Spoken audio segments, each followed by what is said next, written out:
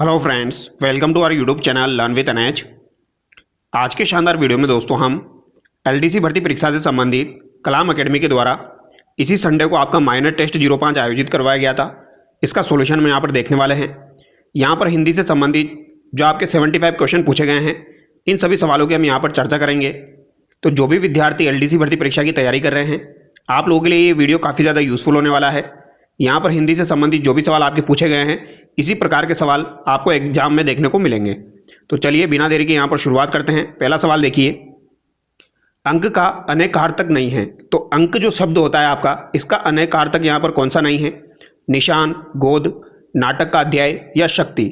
तो right answer यहाँ पर क्या हो जाएगा? आपका शक्ति यहाँ पर सही हो जाएगा, क्योंकि अंक जो होता है इसका मतलब निशान भी होता है, गोद भी होता है और इसके अलावा नाटक का अध्याय भी होता है।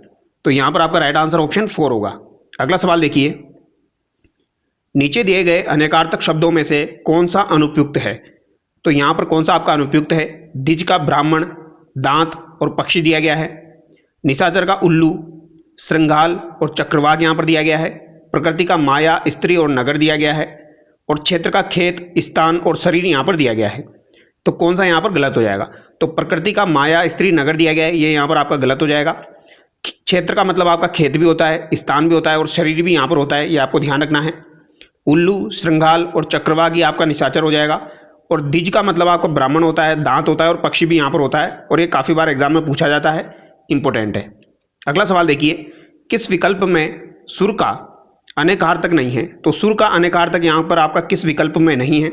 तो सुर का मतलब देवता भी होता है, पंडित भी होता है और ध्वनि भी होता है, लेकिन जन्म यहाँ पर नहीं होता है, तो वन यहाँ पर आपका गलत हो जाएगा। अगला सवाल देखिए, हथौड़ा, बादल, दृढ़ आदि किसके अनेकार्थक हैं? तो हथौला, हथौड़ा, बादल, दृढ़ ये किसके अनेकार्थक आपके हो जाएंगे? तो ये आपके उग्र, दंड, घन या चक्र, तो ये घन के अनेकार्थक आपके हो जाएंगे। थर्ड यहाँ पर आपका बिल्कुल सही होगा। किस विकल्प में जीवन का अनेकार्थक नहीं है? तो किस विकल्प में आपके जीवन का अनेकार्थक यहाँ पर नहीं दिया गया है? तो जीवन का मतलब प्राण होता है, जल यहाँ पर दिया गया है, जिंदगी दिया गया है और शरीर यहाँ पर दिया गया है। तो यहाँ पर राइट आंसर आपका क्या हो जाएगा? तो आपको पता है जीवन का अर्थ जो है प्राण भी होता है, जल भी होता है और जिंदगी भी होता है, लेकिन शरीर यहाँ पर नहीं होता है, तो 2 यहाँ पर आपका गलत हो जाएगा। अगला सवाल देखिए, क्वेश्चन नंबर 6, कल शब्द का अनेकार्थक नहीं है। तो कल जो शब्द है इसका अनेकार्थक यहाँ पर कौन सा नहीं है? तो मशीन होता है, कल का मतलब चैन भी होता है और बीता हुआ दिन भी होता है, लेकिन कल का मतलब समय नहीं होता है, तो 4 यहाँ पर आपका जो है गलत हो जाएगा। अगला सवाल है, किस विकल्प में असंगत अनेकार्थक शब्द समूह है? तो किस विकल्प में आपके असंगत अनेकार्थक शब्द समूह हैं? उदात का मतलब श्रेष्ठ, एक स्वर और प्रसिद्ध यहाँ पर दिया गया है। तम का मतलब राहु, तमाल, वृक्ष और अंधकार दिया गया है। अयन का मतलब घर, गति और चलने यहाँ पर दिया गया है। कुल का मतलब समस्त, वंश और देवता यहाँ पर दिया गया है। तो यहाँ पर आपका राइट आंसर क्या हो जाएगा, ये आपको बताना है। तो बताइए यहाँ पर आपका राइट आंसर क्या होगा? तो यहाँ पर आपका जो राइट आंसर होगा वो कुल हो जाएगा। कुल का जो समस्त, वंश और देवता दिया गया है वो यहाँ पर आपका गलत हो जाएगा, क्योंकि कुल का मतलब देवता यहाँ पर आपका नहीं होता है। ठीक है। अगला सवाल देखिए, किस विकल्प में गुरु का अनेकार्थक नहीं है? तो किस विकल्प में आप गुरु का अनेकार्थक नहीं है, ये आपको बताना है। तो गुरु का अनेकार्थक बृहस्पति, भारी और आचार्य है, लेकिन ज्ञान जो होता है ये गुरु का नहीं है, तो यहाँ पर 4 आपका गलत हो जाएगा। अगला सवाल देखिए, किस विकल्प में सभी शब्द सारंग के अनेकार्थक नहीं है? तो किस विकल्प में सभी शब्द आपके सारंग के अनेकार्थक यहाँ पर नहीं दिए गए हैं? मृग, सिंह, मेंढक, मछली, मोर, हंस, हाथी, चंद्रमा। तो सारंग के अनेकार्थक यहाँ पर कौन नहीं दिए गए हैं, ये आपको बताना है। तो सारंग का मतलब मृग होता है, सिंह होता है, मोर होता है, हंस होता है, हाथी और चंद्रमा भी होता है, लेकिन मेंढक और मछली यहाँ पर नहीं होता है, तो 2 यहाँ पर आपका गलत हो जाएगा। तो याद रखिएगा, सारंग का मतलब आपका मृग होता है, सिंह होता है, मोर, हंस होता है, हाथी और चंद्रमा भी होता है, लेकिन मेंढक और मछली यहाँ पर नहीं होता है। अगला सवाल देखिए, असंगत अनेकार्थक शब्द समूह है। तो असंगत अनेकार्थक शब्द समूह कौन सा है? तो गो का यहाँ पर दिया गया है पृथ्वी, वाणी, किरण और नेत्र। घट का घड़ा, शरीर, हृदय और कम। उमा का कीर्ति, कांति, ऊंचा और श्रेष्ठ दिया गया है। अज का मतलब बकरा, दशरथ के पिता, शिव और अजन्मा यहाँ पर दिया गया है। तो यहाँ पर आपका जो उमा का मतलब दिया गया है वो यहाँ पर गलत है। बकरा, दशरथ के पिता, शिव, अजन्मा, ये आपके अज के जो है वो अनेकार्थक हो जाएंगे। घट का घड़ा हो जाएगा, शरीर हो जाएगा, हृदय हो जाएगा, कम हो जाएगा, और गो का पृथ्वी, वाणी, किरण और नेत्र यहाँ पर हो जाएगा। अगला सवाल देखिए, किस विकल्प में द्रव्य का अनेकार्थक नहीं है? तो द्रव्य का अनेकार्थक यहाँ पर किस विकल्प में नहीं दिया गया है? तो द्रव्य का मतलब औषधि होता है, सार होता है और वस्तु होता है, लेकिन भेंट यहाँ पर नहीं होता है। तो सार हो गया, औषधि हो गया और वस्तु हो गया, लेकिन भेंट यहाँ पर नहीं होता है, तो वन यहाँ पर आपका गलत होगा। मशीन, औजार, संगीत, वीणा आदि किसके अनेकार्थक शब्द है? तो ये किसके अनेकार्थक हो जाएंगे? यंत्र के अनेकार्थक यहाँ पर हो जाएंगे। थर्ड यहाँ पर सही है। किस विकल्प में काल का अनेकार्थक नहीं है? तो काल जो शब्द है इसका अनेकार्थक किस विकल्प में नहीं है? तो काल का मतलब यमराज होता है, समय होता है, अकाल भी होता है, लेकिन कार्य यहाँ पर नहीं होता है, तो 4 यहाँ पर आपका गलत हो जाएगा। अगला सवाल है, किस विकल्प में कनक का अनेकार्थक नहीं है? तो कनक का अनेकार्थक किस विकल्प में नहीं दिया गया है? तो कनक का मतलब सोना होता है, धतूरा होता है और आपका गेहूं होता है, लेकिन कर्पूर यहाँ पर नहीं होता है, तो 2 यहाँ पर आपका गलत हो जाएगा। अगला सवाल है, किस विकल्प में असंगत अनेकार्थक शब्द समूह नहीं है? तो असंगत अनेकार्थक शब्द समूह किस में आपका नहीं है, यह आपको बताना है। तो तुरंग का मतलब घोड़ा होता है, मन होता है, एक राग भी आपका होता है, तो 1 यहाँ पर जो है ये आपका बिल्कुल सही है। ठीक है, तो 1 यहाँ पर आपका सही हो जाएगा, क्योंकि यहाँ पर आपका असंगत अनेकार्थक शब्द समूह नहीं है, यानी सही पूछा गया है, तो 1 यहाँ पर आपका सही होगा। अगला सवाल देखिए, किस विकल्प में सभी शब्द वर के अनेकार्थक है? तो वर के अनेकार्थक यहाँ पर कौन से शब्द हो जाएंगे? तो वर का मतलब दूल्हा भी होता है और श्रेष्ठ भी होता है। अगला सवाल देखिए, क्वेश्चन नंबर 17, किस विकल्प में हंस का अनेकार्थक नहीं है? तो हंस का अनेकार्थक किस विकल्प में आपका नहीं दिया गया है? तो हंस का अनेकार्थक कामदेव होता है, सोना होता है, आत्मा होता है, लेकिन वायु यहाँ पर नहीं होता है। तो याद रखिएगा, हंस का मतलब कामदेव हो गया, सोना हो गया और आत्मा हो गया, लेकिन वायु यहाँ पर नहीं होता है। असंगत विकल्प का चयन कीजिए। जड़ का यहाँ पर मूल, मूर्ख, अचेतन दिया गया है। आशय का यहाँ पर अर्थ, उदर, पाप, पुण्य दिया गया है। वर्ण का अक्षर, रूप और प्रकृति। तत्व का सार, ब्रह्म और स्वभाव यहाँ पर दिया गया है। तो यहाँ पर राइट आंसर आपका क्या हो जाएगा, ये आपको बताना है। तो यहाँ पर वर्ण का जो अक्षर है वो सही है आपका, लेकिन प्रकृति जो दिया गया है ये यहाँ पर आपका गलत हो जाएगा, तो 3rd यहाँ पर आपका गलत होगा। अगला सवाल देखिए, वेद, मार्ग, निश्चय, बाजार आदि किसके अनेकार्थक शब्द हैं? तो वेद, मार्ग, निश्चय, बाजार आपके किसके अनेकार्थक हो जाएंगे? तो ये निगम के अनेकार्थक यहाँ पर हो जाएंगे। किस विकल्प में अक्ष का अनेकार्थक नहीं है? तो अक्ष जो होता है इसका अनेकार्थक किस विकल्प में आपका नहीं दिया गया है? तो अक्ष का मतलब पहिया होता है, आत्मा होता है और सर्प होता है, लेकिन गति नहीं होता है, तो 3rd यहाँ पर आपका गलत हो जाएगा। अगला सवाल देखिए, किस विकल्प में छत्र का अनेकार्थक नहीं है? तो छत्र का अनेकार्थक किस विकल्प में नहीं दिया गया है? तो छत्र का मतलब छत्री हो गया, राज छत्र हो गया, कुकुरमुता हो गया, लेकिन घेरा यहाँ पर नहीं होता है, तो 2 यहाँ पर गलत होगा। साधना, वैराग्य, ध्यान आदि अनेकार्थक है। तो साधना, वैराग्य, ध्यान आदि किसके अनेकार्थक यहाँ पर दिए गए हैं? तो ये आपके जो है योग के अनेकार्थक यहाँ पर दिए गए हैं।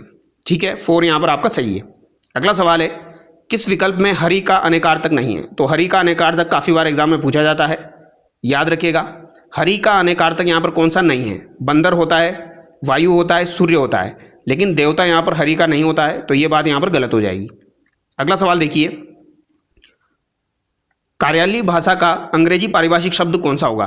तो कार्यालयीय भाषा का अंग्रेजी पारिभाषिक शब्द यहाँ पर कौन सा हो जाएगा?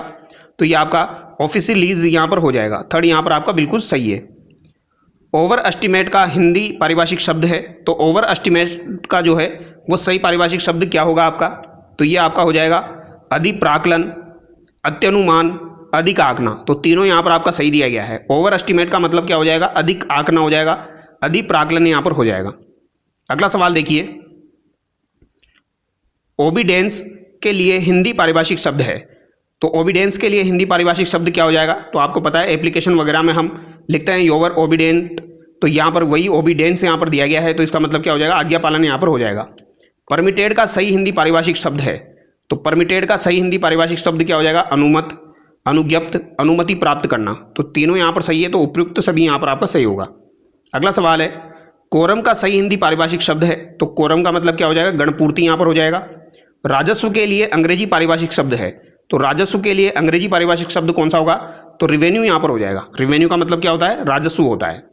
अगला सवाल देखिए, रिमाइंडर का सही हिंदी पारिभाषिक शब्द है, तो रिमाइंडर का सही हिंदी पारिभाषिक शब्द क्या होगा? तो रिमाइंडर का मतलब अनुस्मारक भी होता है, इसके अलावा स्मरण पत्र भी होता है, तो 1 और 2 दोनों यहाँ पर आपके सही हो जाएंगे। ठीक है, तो याद रखिएगा, अनुस्मारक या स्मरण पत्र इसे कहा जाता है। असंगत विकल्प चुनना है आपको। परमिसिबल अनुज्ञेय दिया गया है, परमिशन अनुज्ञा पत्र, पर्सोनल यानी कार्मिक, पीरियड यानी अवधि। तो यहाँ पर असंगत आपको बताना है। तो यहाँ पर जो परमिशन दिया गया है अनुज्ञा पत्र, ये यहाँ पर आपका गलत है। बाकी तीनों यहाँ पर आपके सही दिए गए हैं। ये वाला काफ़ी बार एग्जाम में पूछा जाता है, याद रखिएगा। पर्सोनेल का मतलब क्या होता है? कार्मिक होता है। आगे देखिए, परिशोधन के लिए अंग्रेजी पारिभाषिक शब्द है। तो परिशोधन के लिए अंग्रेजी पारिभाषिक शब्द क्या हो जाएगा? तो रेक्टिफिकेशन हो जाएगा। रेक्टिफिकेशन का मतलब क्या होता है आपका? परिशोधन होता है। तो रेक्टिफिकेशन का मतलब क्या हो जाएगा भैया? परिशोधन यहाँ पर हो जाएगा। तो अगला सवाल है, निम्नलिखित में से कौन सा पारिभाषिक शब्द सही नहीं है? ऑर्डिनेंस अध्यादेश, ओमिशन भूल चूक, ऑब्जर्वर बाध्यकारी, ओनरशिप स्वामित्व। तो यहाँ पर कौन सा आपका जो है सही नहीं है, ये आपको बताना है। तो ऑब्जर्वर का मतलब बाध्यकारी दिया गया है, साफ साफ गलत हो जाएगा। तो थर्ड यहाँ पर आपका गलत है। आउटस्टैंडिंग का समानार्थक हिंदी शब्द नहीं है। तो आउटस्टैंडिंग का समानार्थक हिंदी शब्द यहाँ पर कौन सा नहीं दिया गया है? तो आउटस्टैंडिंग का कौन सा नहीं है? उत्कृष्ट, बाकी, बकाया, पुराना बाकी। तो आउटस्टैंडिंग का मतलब बाकी होता है, लेकिन पुराना बाकी यहाँ पर नहीं होता है। तो टू यहाँ पर आपका गलत हो जाएगा। ठीक है, आउटस्टैंडिंग उत्कृष्ट भी बोला जाता है आउटस्टैंडिंग को, बाकी जो बकाया होता है वो भी बोला जाता है। ऑब्जेक्शन के लिए उपयुक्त हिंदी शब्द है। तो ऑब्जेक्शन के लिए आपत्ति यहाँ पर हो जाएगा। क्या हो जाएगा? आपत्ति हो जाएगा। पे स्केल के लिए सही पारिभाषिक शब्द है। तो पे स्केल को क्या कहा जाएगा हिंदी में? तो इसे कहा जाएगा वेतनमान। तो पे स्केल को क्या कहा जाता है? वेतनमान यहाँ पर कहा जाता है। अगला सवाल देखिए, परिवीक्षाधीन शब्द के लिए उपयुक्त अंग्रेजी शब्द है। तो परिवीक्षाधीन शब्द के लिए सही अंग्रेजी शब्द यहाँ पर आपका कौन सा हो जाएगा? तो ऑन प्रोबेशन जो है, इसका मतलब क्या होता है? परिवीक्षाधीन यहाँ पर होता है। प्रोहिबिटरी का सही पारिभाषिक शब्द है। तो प्रोहिबिटरी जो होता है, इसका सही पारिभाषिक शब्द यहाँ पर कौन सा होगा? निषिद्ध यहाँ पर हो जाएगा। क्या हो जाएगा? निषिद्ध यहाँ पर हो जाएगा। ये आपको ध्यान रखना है। ठीक है, अगला सवाल देखिए, कौन सा विकल्प यहाँ पर आपका असंगत दिया गया है? ओथ का मतलब शपथ, पेटिशन मतलब याचिका, प्लेबिससाइट यानी समविभाग, और यहाँ पर पब्लिकेशन यानी प्रकाशन। तो यहाँ पर कौन सा आपका असंगत दिया गया है? तो यहाँ पर जो समविभाग दिया गया है, ये यहाँ पर गलत हो जाएगा। थर्ड यहाँ पर आपका गलत है। बाकी यहाँ पर पेटिशन का मतलब याचिका होता है, ओथ का मतलब शपथ होता है, और पब्लिकेशन का मतलब यहाँ पर प्रकाशन होता है। असंगत विकल्प का चयन कीजिए। तो असंगत विकल्प का चयन करना है। को वारंटो, सारलेख, कोटा, कोटा, क्वार्टरली, त्रैमासिक, क्वालिफिकेशन, योग्यता या अहर्ता। तो असंगत विकल्प चुनना है। तो यहाँ पर को वारंटो जो दिया गया है, सारलेख, ये यहाँ पर आपका गलत हो जाएगा। अगला सवाल है, रिसेस के लिए सही पारिभाषिक शब्द है। तो रिसेस के लिए सही पारिभाषिक शब्द यहाँ पर कौन सा होगा? तो रिसेस का मतलब क्या हो जाएगा? अवकाश यहाँ पर हो जाएगा। ठीक है, तो यहाँ पर आपका राइट आंसर क्या होगा? ऑप्शन 2 होगा। रिकॉर्ड के लिए सही पारिभाषिक शब्द है। तो रिकॉर्ड के लिए सही पारिभाषिक शब्द कौन सा होगा? तो रिकॉर्ड का मतलब रिकॉर्ड भी होता है, अभिलेख भी होता है, कीर्तिमान भी होता है। तो उपयुक्त सभी यहाँ पर आपका सही हो जाएगा। अगला सवाल देखिए, क्वेश्चन नंबर 43, असंगत विकल्प का चयन कीजिए। रिवार्ड का मतलब पारितोषिक, रेजिग्नेशन का मतलब प्रतिबंधित, रेज्यूमे का मतलब सारवर्त, रिमाइंडर का मतलब अनुस्मारक। तो असंगत विकल्प आपको चुनना है। तो रेजिग्नेशन जो दिया गया है प्रतिबंधित, ये यहाँ पर आपका गलत हो जाएगा। ठीक है,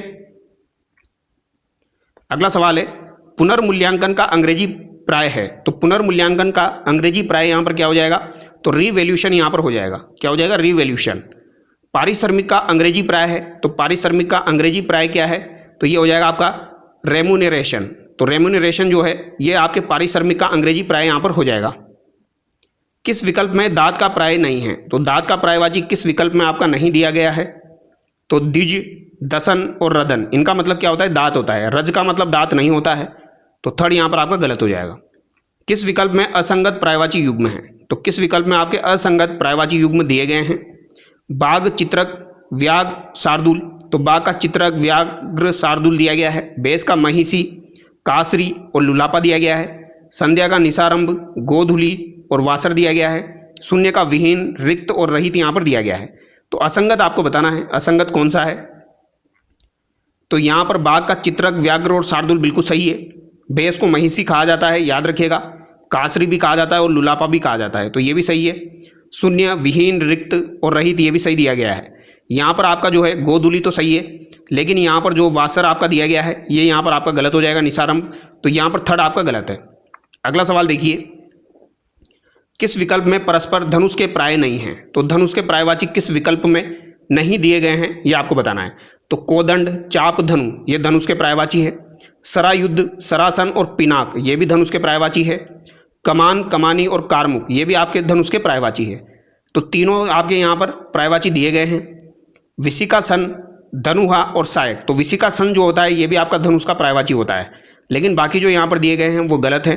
तो 48 में आपका थर्ड सही होगा। अगला सवाल है, किस विकल्प में परस्पर पर्यायवाची नहीं है? तो किस विकल्प में परस्पर पर्यायवाची यहाँ पर नहीं दिए गए हैं? तो कुलिस, अंसनी, डम्बोली, रिपु, बेरी, विपक्षी, आनंद, चेहरा, वदन, साल, अब्दवार। तो यहाँ पर 4 जो है ये आपका गलत हो जाएगा। परिवारजक किसका पर्यायवाची है? तो परिवारजक जो है ये किसका पर्यायवाची यहाँ पर हो जाएगा? तो सन्यासी का जो पर्यायवाची होता है वो क्या होता है? परिवारजक होता है। याद रखिएगा, परिवारजक यानी सन्यासी का पर्यायवाची। किस विकल्प में परस्पर पत्थर के पर्यायवाची नहीं है? तो पत्थर के पर्यायवाची किस विकल्प में आपके नहीं दिए गए हैं? तो अस्म और शिला पत्थर के पर्यायवाची है। प्रस्तर और पाषाण भी पत्थर के पर्यायवाची है। संग और ग्रावा जो दिए गए ये भी पत्थर के पर्यायवाची है। उत्पल और आपके पाहन ये आपके जो है पत्थर के पर्यायवाची नहीं है।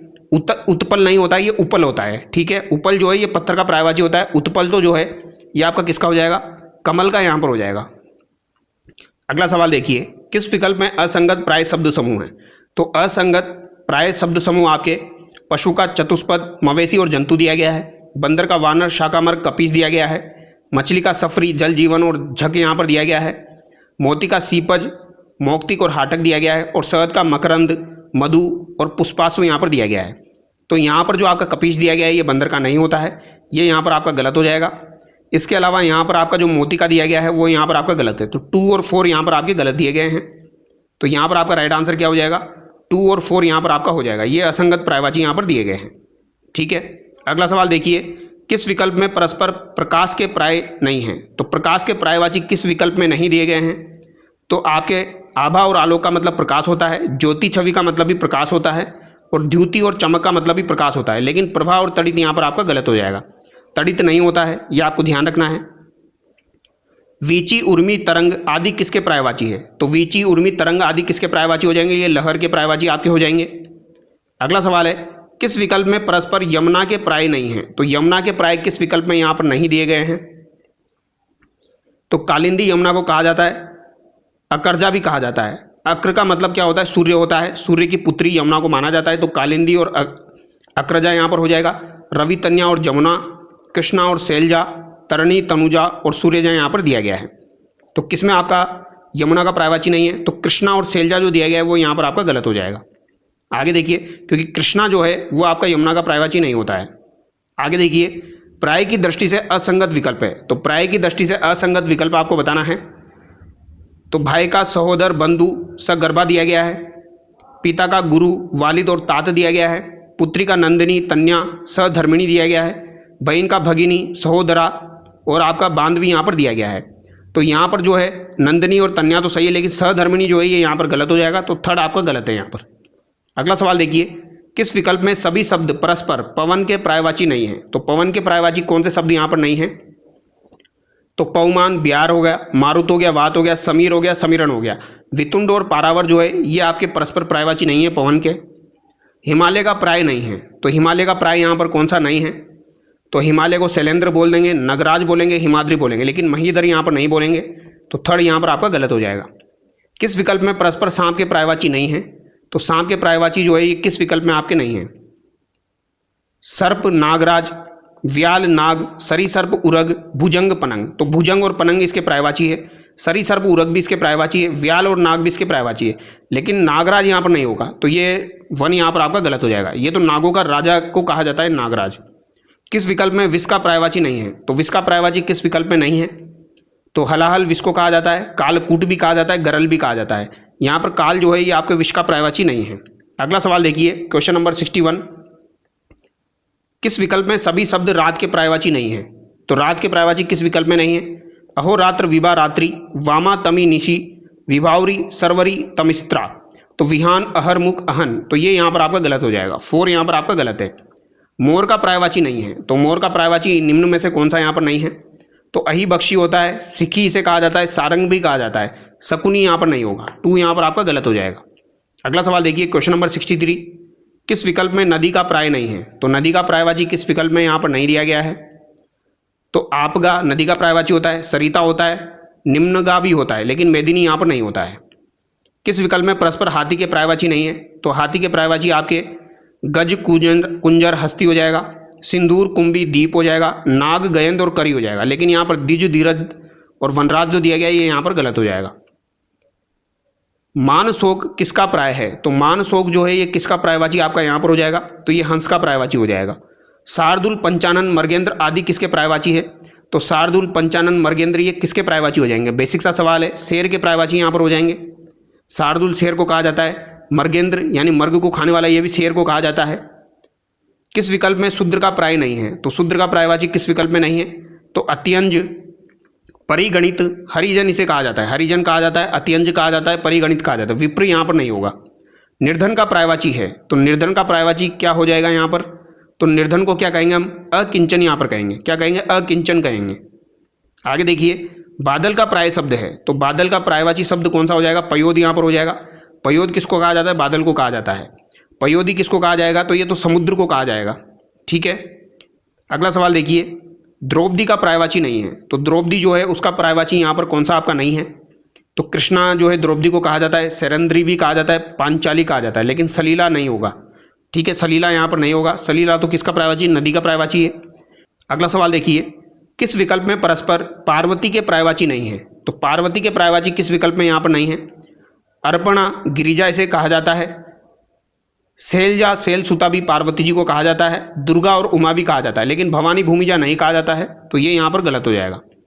सम्मानित, प्रतिष्ठित, भद्र आदि किसके प्रायवाची है? तो ये किसके प्रायवाची यहाँ पर हो जाएंगे? संभ्रात के प्रायवाची यहाँ पर हो जाएंगे। ठीक है, आगे देखिए, ब्रह्मा का प्राय है, तो ब्रह्मा का प्राय यहाँ पर क्या हो जाएगा? तो विरंची जो है ये ब्रह्मा जी को कहा जाता है, तो यहाँ पर थर्ड आपका सही होगा। प्राय की दृष्टि से असुमेलित विकल्प है, तो प्रायवाची की दृष्टि से असुमेलित विकल्प कौन सा है? राजा को भूपाल, महीप और नरेश कहा जाता है, सही है। मुर्गा का यहाँ पर तमचूर, ताम्रसिक और रेवती रमन दिया गया है। फूल को सुमन, प्रसून और मंजरी कहा जाता है, ये भी सही है। सेना को लश्कर, चमू और अनिकिनी कहा जाता है, यहाँ पर 2 आपका गलत हो जाएगा। किस विकल्प में राक्षस का प्रायवाची नहीं है? तो राक्षस का प्रायवाची किस विकल्प में नहीं है? तो धनुज, असुर और दैत्य से कहा जाता है। निशाकर जो है ये चंद्रमा को कहा जाता है, ये यहाँ पर नहीं होगा आपका, तो 1 यहाँ पर आपका गलत हो जाएगा। तो ये 75 क्वेश्चन जो हिंदी से संबंधित है वो हमने डिस्कस किए हैं। इसकी पीडीएफ आपको टेलीग्राम पर मिल जाएगी, तो वहाँ से आप इंग्लिश के जो सवाल है उनको भी सोल्व कर लेना। Thank you so much.